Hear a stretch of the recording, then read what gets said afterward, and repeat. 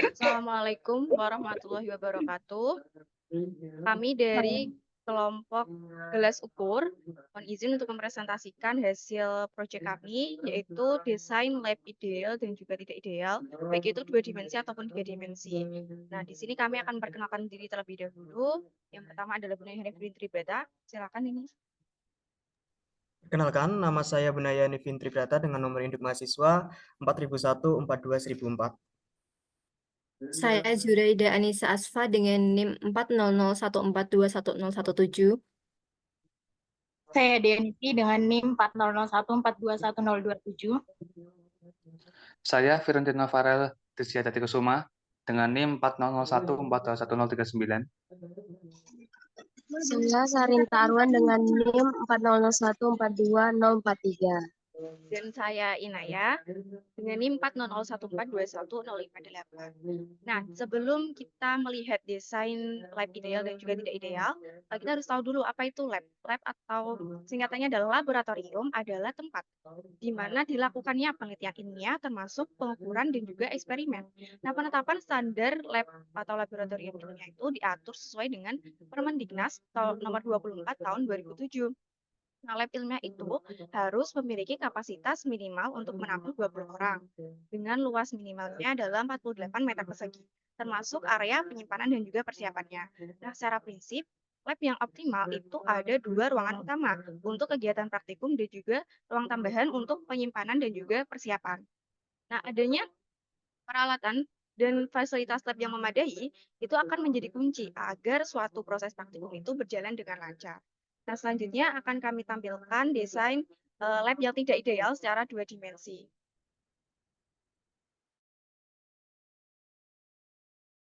Nah, penjelasannya ini akan dijelaskan oleh Saudara Farel.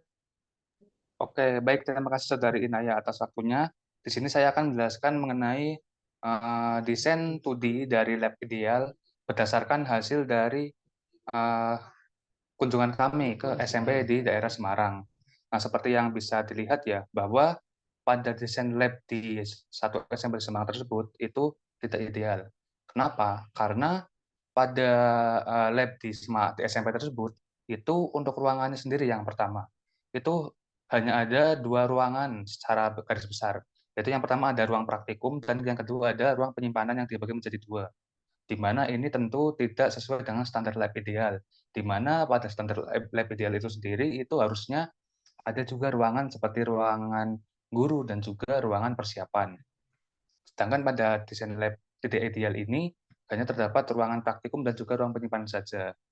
Kemudian untuk secara luasnya juga ini masih bisa dibilang belum mendekati ideal, di mana untuk ruang penyimpanan itu luas secara garis besarnya itu sekitar 18 atau 19 meter persegi. Sedangkan di sini bisa kita lihat bahwa di 2 ruang penyimpanan ini apabila digabungkan itu hanya sekitar 14 sampai 15 meter persegi, sehingga ini untuk secara luasnya masih belum ideal. Nah, kemudian untuk sarananya sendiri juga masih belum ideal, di mana untuk sarana di lab suatu SMP ini itu belum ada sarana seperti pembuangan limbah. Jadi untuk limbahnya itu nanti akan dibuang di tempat sampah yang terdapat di depan laboratorium. Sedangkan untuk alat ataupun pengolahan limbahnya di dalam laboratorium sendiri itu masih belum ada. Sehingga ini masih belum bisa dikatakan sebuah desain laboratorium yang ideal. Nah, mungkin cukup sekian dari penjelasan lab tidak ideal dari saya. Saya kembalikan ke Saudari Inaya.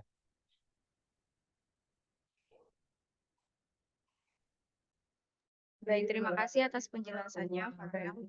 Berdasarkan hasil desain tadi, yaitu dari lab hasil observasi di suatu SMP di Semarang, labnya ternyata belum ideal. Nah, bagaimana lab yang ideal itu yang menurut Permendiknas nomor 24 tahun 2007? Nah, di sini ada desain 2 dimensinya terlebih dahulu akan ditampilkan oleh Hanif.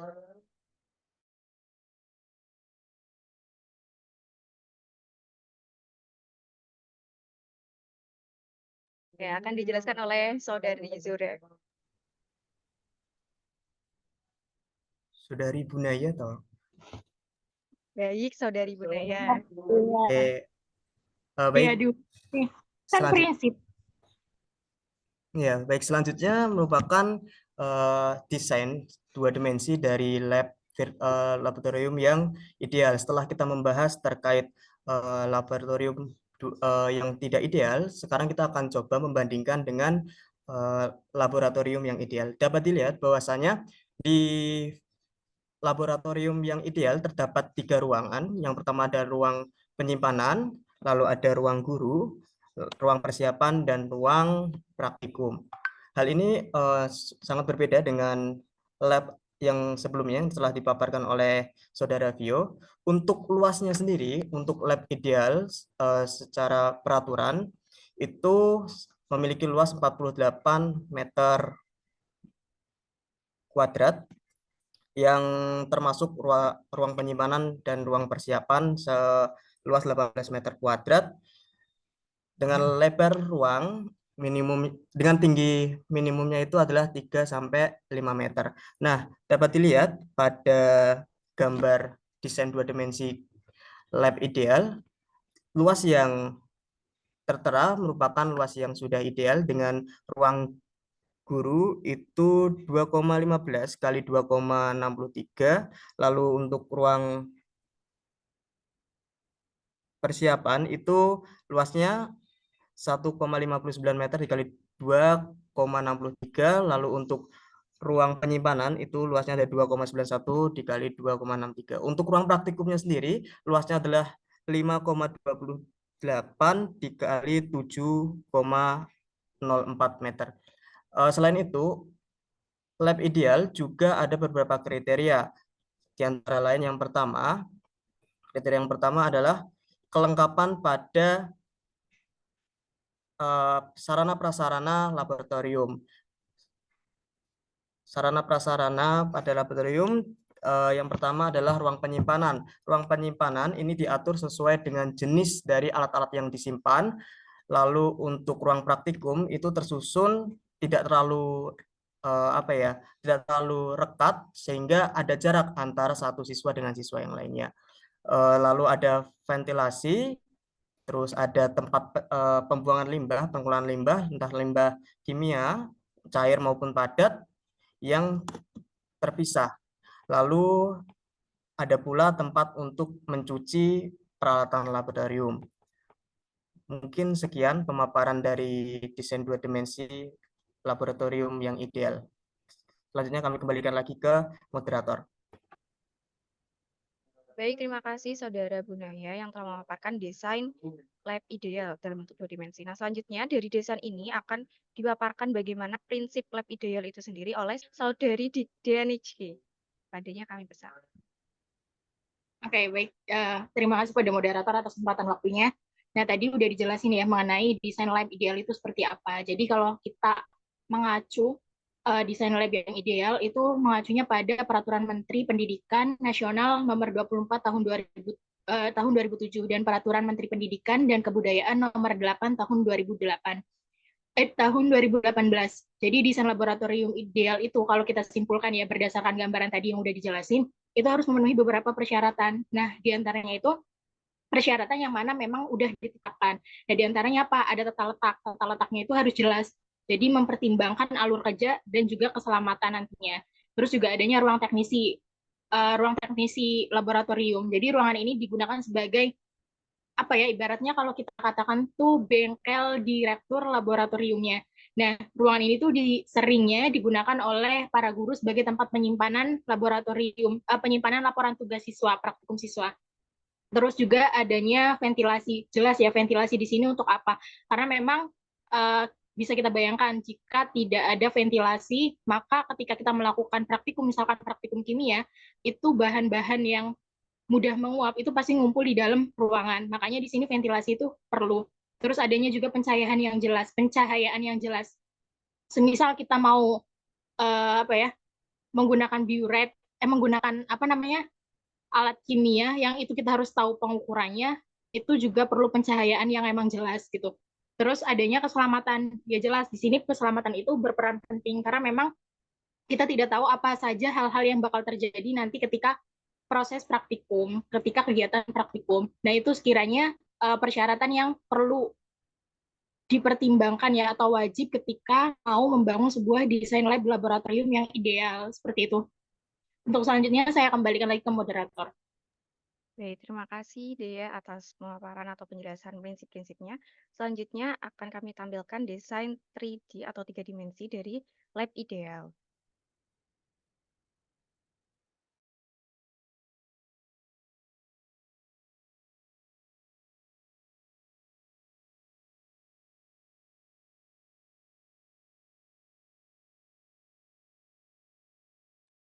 Baik, izin masuk. Di sini saya akan menjelaskan mengenai desain 3 dimensi dari lab ideal yang telah dibuat. Jadi, di sini adalah desainnya. Apabila dilihat dari atas, kemudian kita akan menjelajah di dalam laboratoriumnya.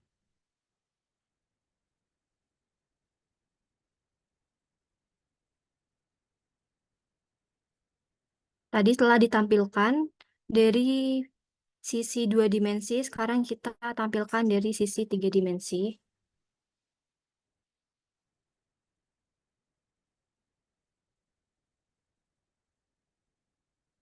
Baik, kita masuk terlebih dahulu di bagian ruang utama dari praktikum. Bisa kita lihat bersama, di sini terdapat lemari-lemari yang di dalamnya bisa di bawahnya bisa ditaruh perlengkapan-perlengkapan praktikum. Kemudian terdapat wastafel yang ada di sisi kanan dan juga kiri.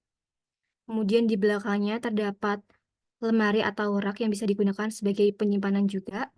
Kemudian di laboratorium ini juga bisa diletakkan alat peraga dan juga lain-lain ataupun media pembelajaran. Nah, di sini kita sesuaikan juga dengan Permendikbud bahwa sarana dan juga sarana laboratorium yang ideal itu harus sesuai dengan jenis kegiatan yang akan dilakukan di laboratorium. Nah, yang pertama tentunya ada yang namanya instalasi listrik, kemudian ada instalasi air. Nah, karena di sini kita ada laboratorium SMP, maka kita belum memerlukan adanya instalasi gas.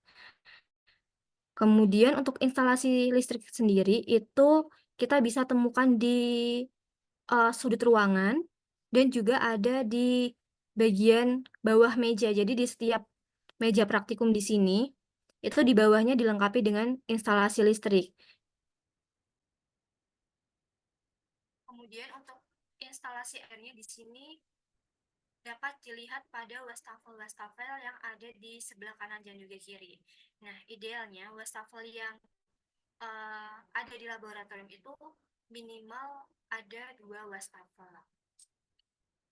Kemudian dalam satu meja, idealnya itu bisa digunakan untuk 2-4 peserta didik. Nah, di ruang utama di sini juga terdapat mebeler. Selain meja dan juga kursi, ada papan tulis, kemudian proyektor, dan juga LCD.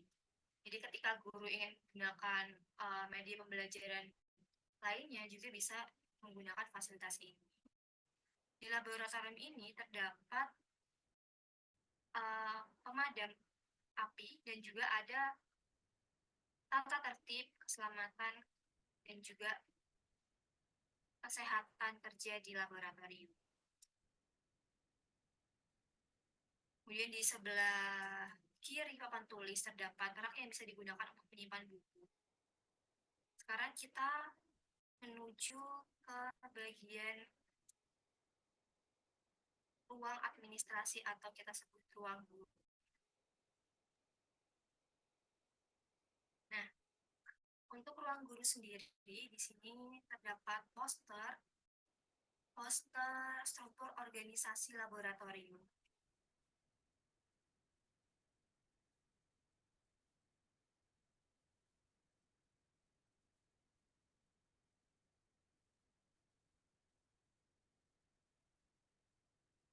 Selain itu juga terdapat meja, kursi, dan juga peralatan kerja dari guru.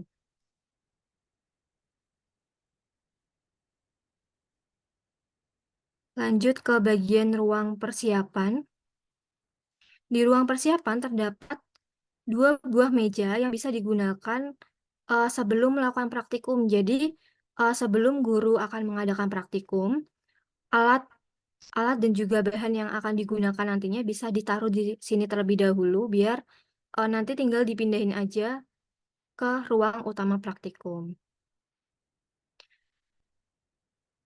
Nah, selanjutnya di sini ada ruang penyimpanan alat dan bahan praktikum. Jadi, sesuai tadi yang sudah dijelaskan bahwa untuk penyimpanan alat dan juga bahannya sendiri diletakkan sejenis, dan juga hal ini bertujuan agar tidak susah dan juga agar aman untuk penyimpanan dari alat dan juga bahan itu.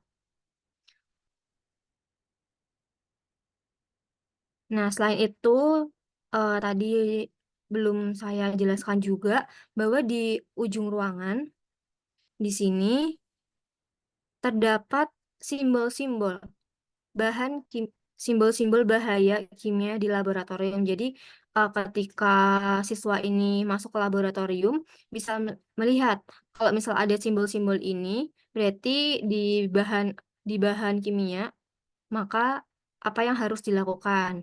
Seperti itu. Mungkin sekian penjelasan dari saya, kemudian penjelasan lain akan dijelaskan oleh Sarin.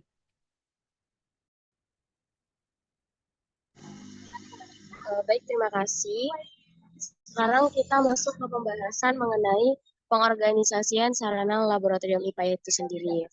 Nah, jadi sebelumnya kita harus tahu apa sih sebenarnya pengorganisasian ini. Nah, jadi pengorganisasian dalam lab IPA itu sebenarnya mengelompokkan tentang kegiatan-kegiatan yang diperlukan lab itu sendiri, tugas masing-masing stafnya, atau kedisiplinan, peraturan, dan ketentuan yang harus dilaksanakan di dalam lab IPA itu sendiri. Nah, jadi agar pemeriksaan peralatan dan bahan lab itu dapat berjalan dengan baik dan lancar, dan informasinya itu bisa didapat dengan lengkap, kita harus secara sistematis. Nah, jadi biasanya informasi umum yang diperlukan itu ada beberapa. Nah, yang pertama itu ada kode alat atau kode bahannya. Nama alat dan nama bahannya juga diperlukan. Lalu spesifikasi alat atau bahan seperti merek alatnya, tipe alatnya, atau pabrikan alatnya. Lalu ada sumber penyedia alat dan tahun pengadaan pembuatan. Lalu ada tahun pemakaian, jumlah atau kuantitas alat dan bahan tersebut, lalu tentang kondisi peralatan alat dan bahan itu, baik atau rusak keadaannya pada saat itu. Nah, seperti itu tentang pengorganisasian sarana lab IPA. Masuk ke dalam pembahasan tentang penyimpanan sarana lab IPA itu sendiri. Nah, menurut informasi yang sudah disampaikan oleh Direktorat Jenderal Pendidikan Menengah, Kementerian Pendidikan dan Kebudayaan, ada beberapa hal yang termasuk dalam penyimpanan alat dan bahan praktikum di lab IPA. Nah, di antaranya itu ada 2. Yang pertama, termasuk dalam penyimpanan alat. Nah, di penyimpanan alat ini, prinsip-prinsip yang dipertimbangkan itu ada 3. Yang pertama harus aman, mudah dicari, dan mudah dicapai. Jadi agar alat-alat itu mudah untuk diambil pada saat ingin dipakai seperti itu. Lalu untuk yang kedua adalah penyimpanan bahan. Nah, di penyimpanan bahan ini setiap bahan itu akan dikelompokkan menurut karakteristik bahan itu masing-masing. Nah, karena itu diperlukan penyimpanan secara khusus. Beberapa cara menyimpan bahan kimia itu harus diperhatikan seperti itu. Nah, ada beberapa cara untuk menyimpan bahan kimia. Yang pertama itu bahan kimia yang misalnya dia dapat bereaksi dengan kaca itu sebaiknya disimpan di dalam botol plastik. Lalu jika bahan itu dapat bereaksi dengan plastik, sebaiknya bahan itu disimpan dalam botol kaca. Nah, kalau misalnya bahan itu dapat berubah ketika terkena matahari maka bahan tersebut sebaiknya disimpan dalam botol yang gelap atau disimpan di lemari yang tertutup, jauh dari jangkauan matahari atau jangkauan cahaya seperti itu. Lalu, jika bahannya berbahaya atau korosif, sebaiknya bahan itu disimpan terpisah dari bahan lainnya. Nah, penyimpanan bahan ini sebaiknya dilakukan dalam botol induk yang berukuran besar atau bisa menggunakan botol yang berkeran seperti itu. Nah, jika dalam pengambilan bahan kimia dari botol itu sebaiknya diambil secukupnya saja sesuai kebutuhan praktikum, tentang praktikum apa yang dilakukan, jadi diambil sesuai kebutuhannya saja seperti itu. Lalu sisanya disimpan kembali ke dalam botol kecil untuk menghindari kerusakan bahan dalam botol induknya yang berukuran besar tadi. Nah, bahan yang disimpan masing agar mudah untuk mencarinya, mudah untuk mengambilnya, dan aman untuk praktikan seperti itu. Untuk yang bisa saya sampaikan tentang pengorganisasian dan penyimpanan sarana lab IPA, demikian saya kembalikan kepada moderator. Baik, terima kasih Saudari Sarin atas penjelasannya. Nah, ternyata pengorganisasian lab dan juga cara pengelolaannya itu tidak boleh sembarangan ya. Sudah ada aturan-aturan yang sudah disesuaikan agar lab itu menjadi nyaman dan juga bisa mendukung kegiatan praktikum. Nah, demikian itu tadi desain lab tidak ideal, lalu ada desain lab ideal dalam bentuk 2 dimensi dan juga dimensi, serta prinsip pengorganisasian dan pengelolaan sarana lab yang baik dari kelompok kami. Nah, desain lab ideal yang lebih jelasnya itu dapat dilihat dalam bentuk ketiga dimensinya, karena kami tadi menyajikannya dengan metode Labtor ya, jadi bisa lebih jelas. Seperti itu. Nah, besar harapan kami agar desain ini dapat diimplementasikan di laboratorium, terutama di lab-lab di lab IPA sekolah di Indonesia, agar menunjang perkembangan keterampilan abad 21 siswa-siswi di Indonesia.